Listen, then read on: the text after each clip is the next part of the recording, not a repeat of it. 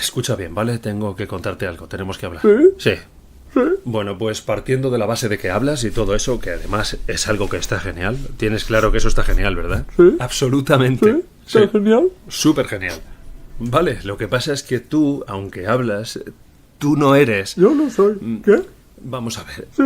Tú no eres un humano como yo. ¿No? No. Lo que tú eres, y ya era hora de decírtelo, tú eres un perro. No. Es evidente que lo eres. Soy humano. No, no y no. Fíjate bien en algo. Estás cubierto de pelo. Vale que hablas genial y se pueden mantener contigo unas conversaciones interesantísimas.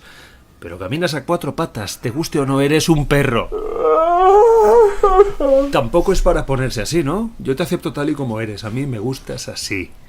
Que sepas que eres un perro parlanchín y molas mogollón.